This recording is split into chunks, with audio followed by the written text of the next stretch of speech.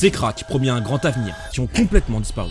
On commence avec un énorme gâchis, et pas des moindres, Renato Sanchez. Pour sa saison d'éclosion et sa première année en tant que professionnel, il a permis à Benfica de faire une remontada historique au classement et de devenir champion du Portugal pour la 3e fois consécutive. En étant en plus l'un des principaux acteurs de cette remontada, il a impulsé une nouvelle énergie à l'équipe dès qu'il est monté de chez les jeunes. Et quand on parle de ses débuts tonitruants, comment ne pas penser à l'Euro 2016. Comme à Benfica, dès son intronisation en tant que titulaire, il impulse une énorme énergie à l'équipe. On pense forcément à son but contre la Pologne, mais son apport a été bien plus impactant que ça. Sans lui, pas d'Euro 2016. Comment ne pas pleurer en y repensant, surtout pour moi, étant benfiquiste et portugais. Et après 6 petits mois seulement, il est récompensé par un transfert au Bayern Munich.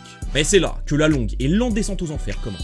Et flop partout où il passe, et pour cause des blessures à répétition. Sauf à Lille qui réussit à le relancer malgré des rechutes, mais ça a été la toute petite exception de sa carrière. Il a même fait un retour à Benfica, mais là encore, il a totalement échoué, étant comme d'habitude constamment blessé. Et je suis sûr que pour la plupart, vous ne savez même pas où il joue actuellement. Dites-moi en commentaire si vous savez. Du coup c'est bon, je peux le dire. Et bah ce Panathinaikos. Et même là-bas, il enchaîne les blessures. À maintenant 28 ans, il n'y a plus aucun espoir pour lui. Il y a même un monde où il arrête sa carrière avant ses 30 ans. On passe au deuxième joueur, et là aussi c'est très fort, avec Mudryk. Il avait absolument tout d'une superstar. Qui se rappelle pas de ses compiles à l'époque? Il était même appelé le Neymar ukrainien. Je me rappelle d'ailleurs d'un Shakhtar Real Madrid où il était énormissime. C'est là où j'ai compris le crack que ça pouvait être. Il était vu à ce moment-là comme un des plus gros potentiels pour devenir une superstar. Tellement qu'il signe à Chelsea pour 70 millions d'euros, avec des clauses qui atteignaient les 100 millions. C'était un énorme transfert. Et pourtant, je pense qu'on a rarement vu un downfall aussi rapide.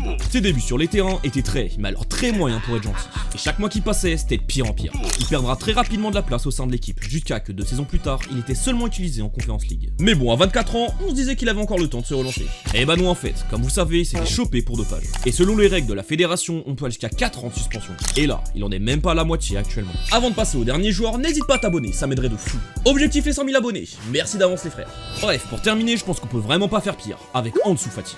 Été 2021, chamboulement dans la planète foot. Messi quitte le FC Barcelone pour le PSG. La situation financière du club était tellement catastrophique qu'ils n'avaient pas le choix. Mais heureusement pour eux, qu'une toute nouvelle pépite de la Masia montait en puissance.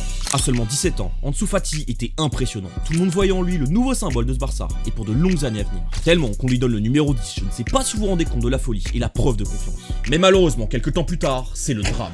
Il se fait une énorme blessure au ménisque qui l'écarte des terrains pendant presque 1 an. Et depuis, ce n'est plus le même. Ou plutôt, son corps ne lui permet pas. Il y a eu des tentatives de le relancer, que ce soit au club en le mettant petit à petit, ou à Brighton et maintenant à Monaco. Mais à chaque fois, c'est un échec total. Comme Renato, son corps s'est brisé, et avec lui, sa carrière aussi. Bref, dites-moi en commentaire si vous voulez une partie 2. De like et de vous abonner pour plus de vidéos foot.